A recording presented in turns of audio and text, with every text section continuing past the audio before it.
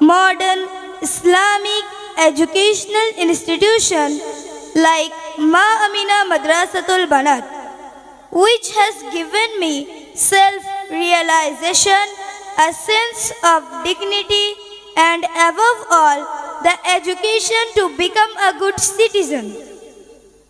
This proud educational institution of ours is a little different from all other educational institutions because education here is given according to the curriculum and at the same time education in humanity, values, religious consciousness. I pray to the Almighty Allah to continue to prosper this educational institution and accept our education and this institution too.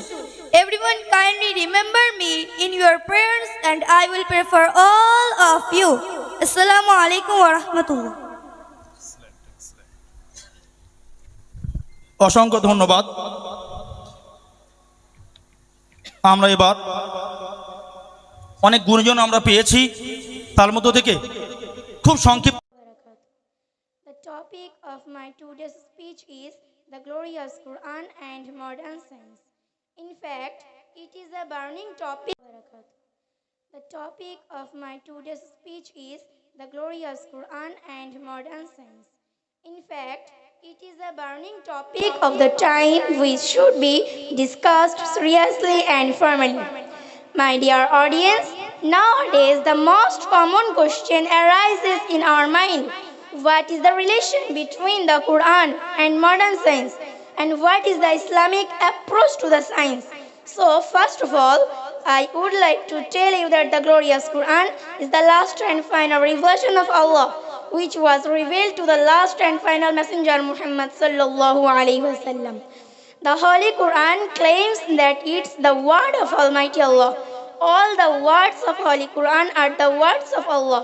No change has been made in it, nor is anything missing from it.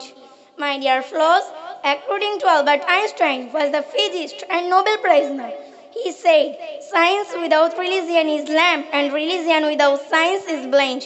But I remind you that the glorious Quran is not a book of science, but it is the book of Allah as well, as I would like to tell the all inventions, creations, and discoveries were mentioned in the glorious Quran 1400 years ago.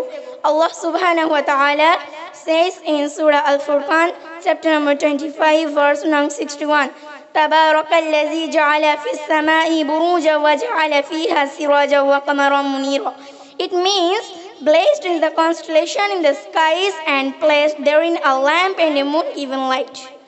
My beloved listeners, today European philosopher and scientist says that the earth stands in the center of universe and every other body like the sun and moon move around it.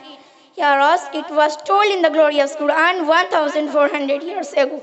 Allah subhanahu wa ta'ala says in Surah Al-Anbiya, chapter number 21, verse number 33, وَهُوَ الَّذِي خَلَقَ اللَّيْلَ وَالنَّهَارَ وَالشَّمْسَ وَالْقَمَرَ كُلٌّ فِي فَلَكٍ يَسْبَحُونَ. It means, and it is He who created the night and the day and the sun and the moon, all heavenly bodies in orbit are swimming. Honorable gathering, story is witness that Islam gave a lot to the world in terms of science, art, medicine and culture. Muslim doctors and scientists thought deeply over the Quranic verses and they discovered various new things in the light of Quranic verses. It's reported that our Prophet Muhammad said, "There is no disease which has not seen a cure." Because of this hadith, Muslim doctors began to discover useful for treating different kinds of illness and they had been succeeded. Esteemed audience, at last, I would like to tell you that the glorious Quran and authentic hadith do not need science. Rather, science and technology need these sources to justify themselves. The Quran does not approve of modern science, but it is the founder of modern science and technology. Distinguished guests, here I am going to conclude my speech. May Allah give the real text of Quran and Hadith. Ameen. وآخر دعونا أن الحمد لله رب العالمين. السلام عليكم ورحمة الله.